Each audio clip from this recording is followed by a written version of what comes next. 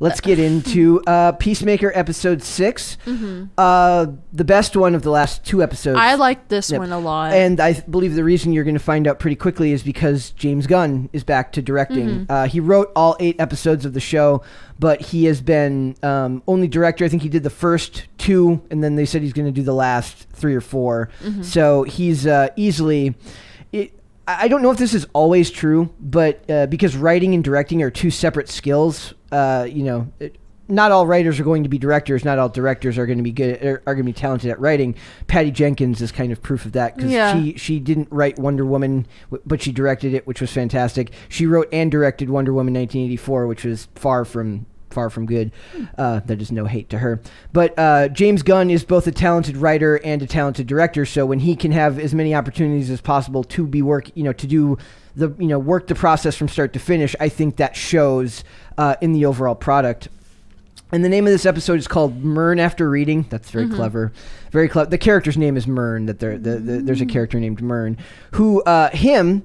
And before I get into the synopsis, him and Detective Song, both ended up having their best episodes yet, and it's literally only because it explains, like, they're butterflies now. They're the bad, or they're technically the bad guys. Yeah, well, no. Murn is not. Murn is not. But they're both Song is. But they're infected by the butterflies, which adds to their behavior. Yeah. So it says, watching a filmmaker fine-tune the edges of a storytelling style they've already mastered is truly something to behold. This article is from Den of Geek, and I was reading this, and I was like, I wish my brain could think in this linear, like, it's a talent to be able to write this. Like, I can have a lot of thoughts on something because to me, when I watch these things, I always use the example. It's like you won't remember what someone says, you'll remember how they make you feel. Like, when I review these things, very rarely do I remember what was said all the time. I write down specific scenes or sometimes quotes that hit me, but it's more about how it makes you feel. And that's the same goes for this type of writing and review.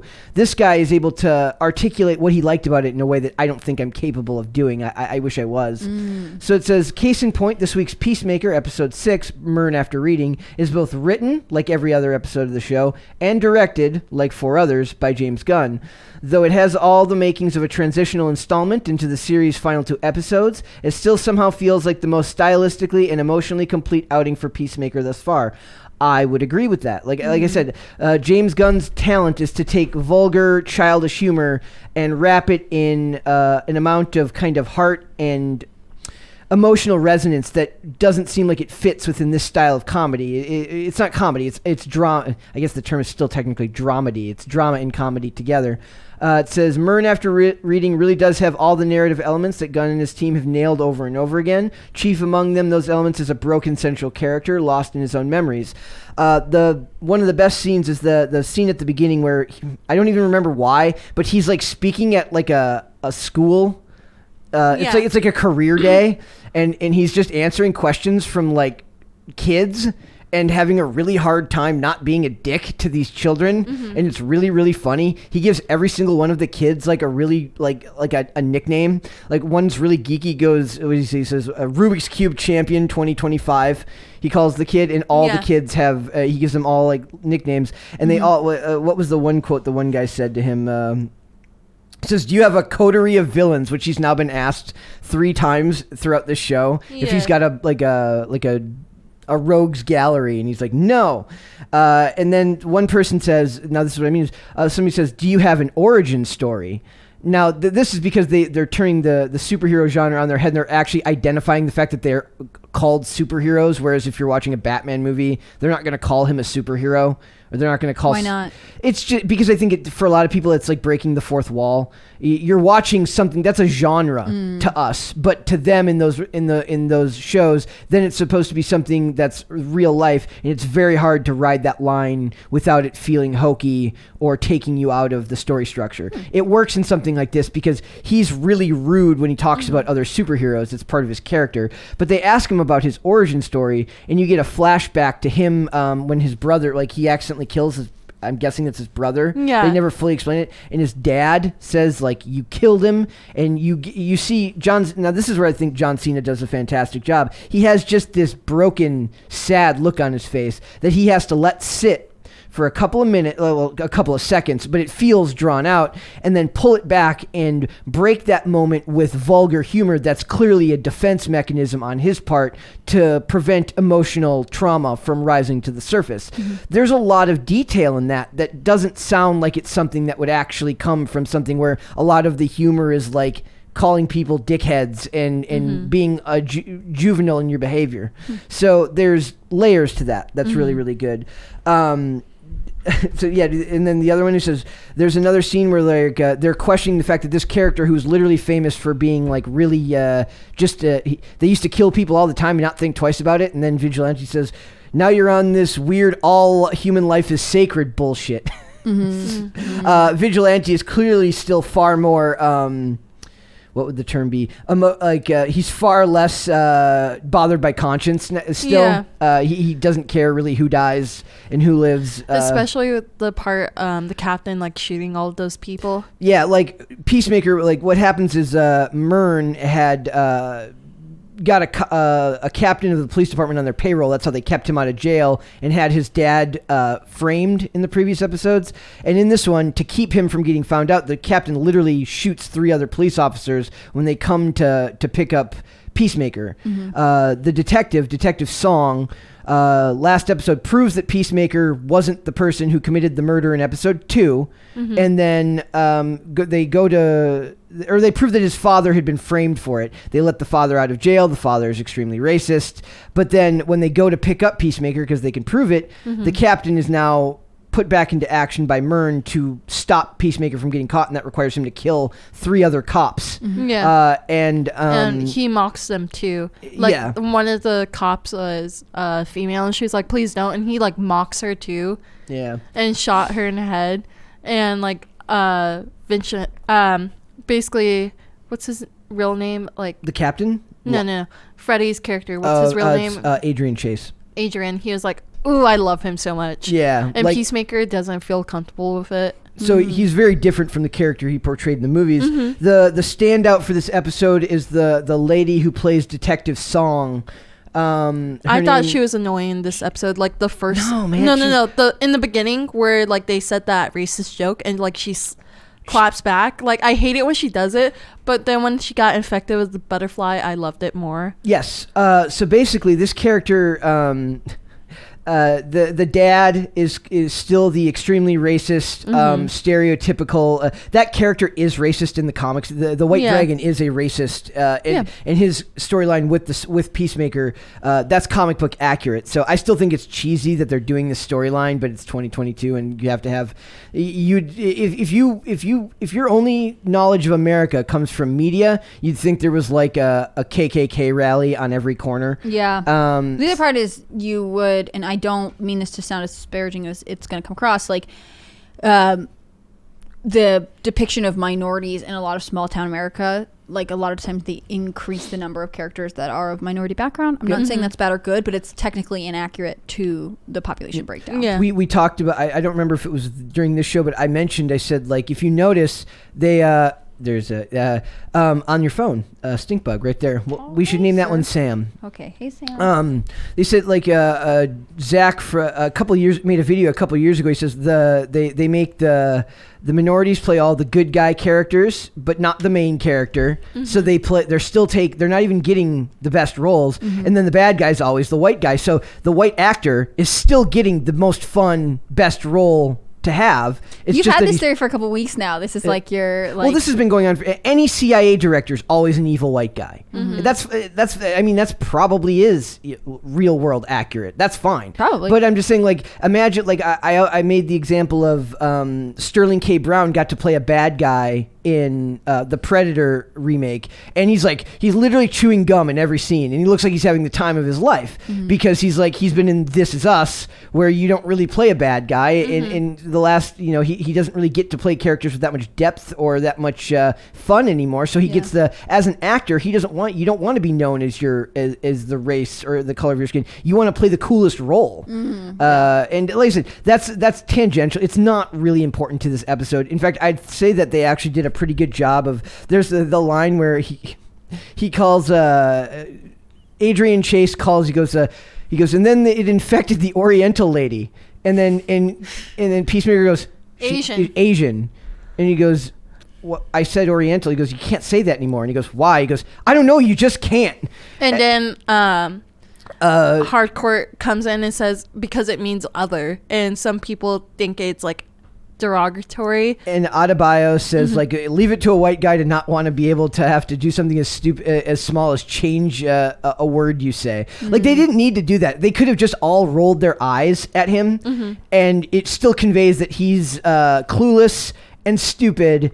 But they don't need to lecture him on it because it's not going to change him, because they're gonna make these comments 1,000 times and they're never going to change his character, because it's part of his character to be kind of clueless and I guess I don't even know what the other. It's not bigoted, because he's not trying to be. He's just very clueless and very naive. So I almost wish they hadn't lectured him. They would just all roll their eyes at him, like, oh god, this guy. Well, he's never going to learn. But Song ends up being the real MVP of this show, because she plays kind of this weird, not realistic cop who's like kind of sarcastic, but also weirdly stoic, which never felt real to me. But then when she's playing now she's infected with this alien creature, she's far more like I don't even know what the word for it would be. I don't know. I just like her character more she's now. She's like a robot, because it's an she's alien. She's like, shut up, human. Yeah, she's talking like an alien that doesn't really know how human beings work. Kind of like, you remember when Mark Zuckerberg came out and like he had Sweet Baby Ray's in the background? Think of that. It's kind of like that. Interesting. There's a scene like where she looks at her partner, and the partner doesn't know that she's an alien. Now he goes, I believe she was quite fond of you. And then like she smiles, and it shows her like struggling to figure out how to do it. And then she makes this secondhand comment out loud where she says, they'll never understand how difficult it is that you have to figure out how to smile differently every time you infect a different body. And then just walks away, and the guy's like, huh? It is kind of weird, because like and she's covered in blood as this is happening. Weird. Yeah.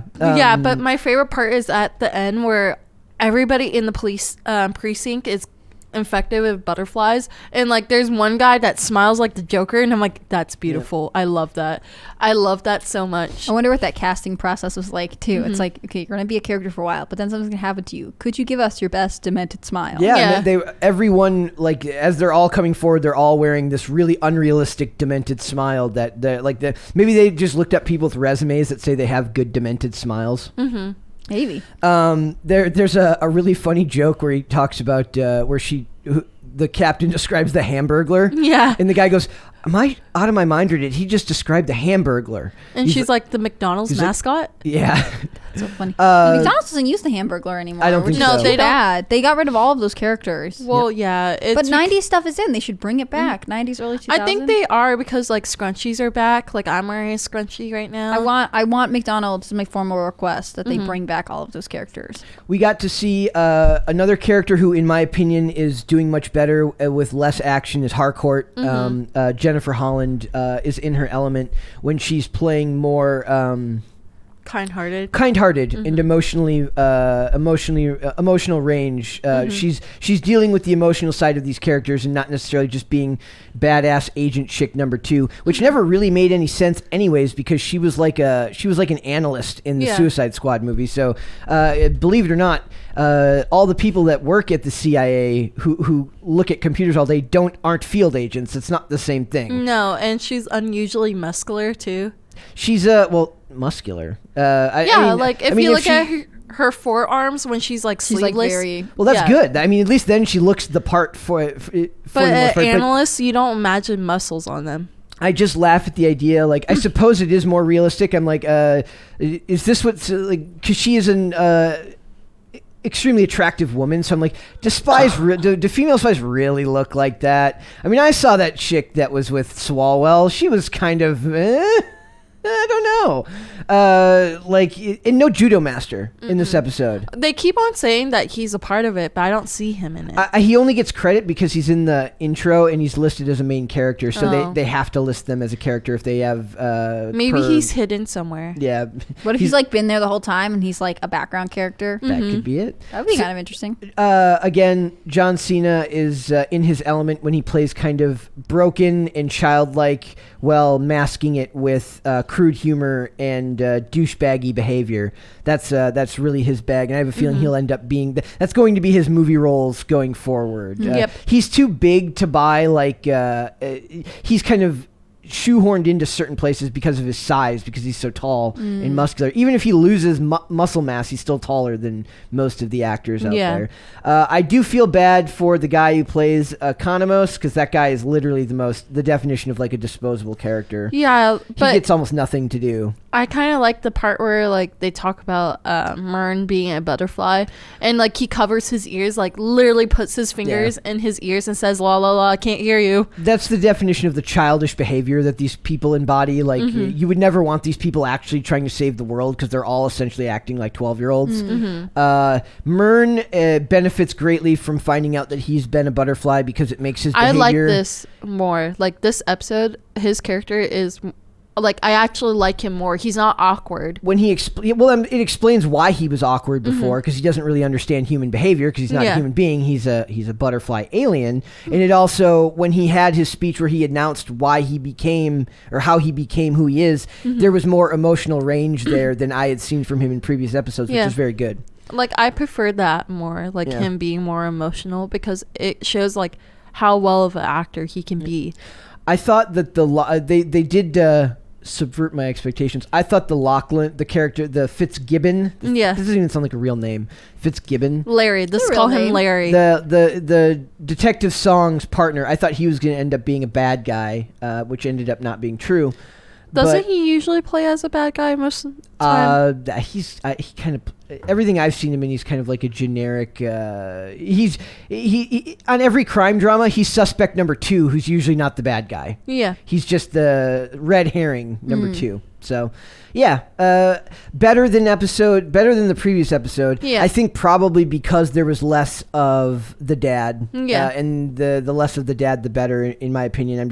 Though I did think his costume or his outfit is really sick. It's really cool. Like, have you seen the comic book drawing of it? It looks almost like it. Exactly like it. And of course they have to do the really lame salute. White. So yeah, that stuff is all very cringe. But the most credit I can give it is that it's at least accurate to the stories that they were telling in the comics. It's just, to me, it's so topical in current year that I just thought it was funny. He just came, like, he's sitting on the edge of the bed and there's this bald-headed lady. I know. And I'm like, what? And then they pan over and it's like a bunch of guys in a different room, like just like happens to have the door open. And I'm like, that's such a power trip to have like a room open and you're banging a girl inside a room. The dad is very much like a caricature of a bad guy. Yeah. He's like every other character, despite bad behavior, seems to get some nuanced take on who they are, whereas the dad is just bad for the sake of being bad.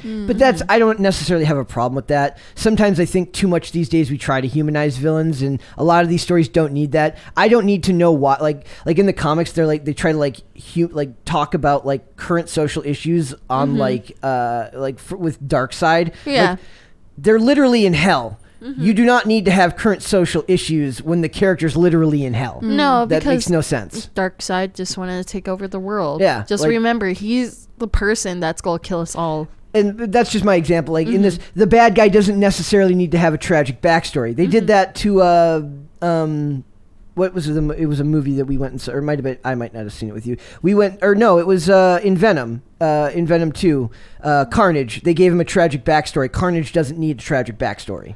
Yeah, that's true, because Carnage just likes chaos. Yes, exactly. So I don't know. This is a recommend for me. If you guys have stuck with it, if you're watching it, I do recommend going to see it. It's also a show that, because of the length, it's perfect if you're waiting to watch it. I think it's bingeable. So I think so. I might rewatch it later, because I actually like it. Other than episode 5, that one is a throwaway episode to me. It may be better if you watch it all the way through, one episode after another. Yeah, but once like it's done. My opinion, like rating episodes, like so far, I don't like episode 5. That's like on the bottom. Yep. Anything with the dad just ended up being not that great for me. Thanks for watching this clip, guys. If you want to see full episodes or follow us on social media, links are in the description below. Bye. Bye.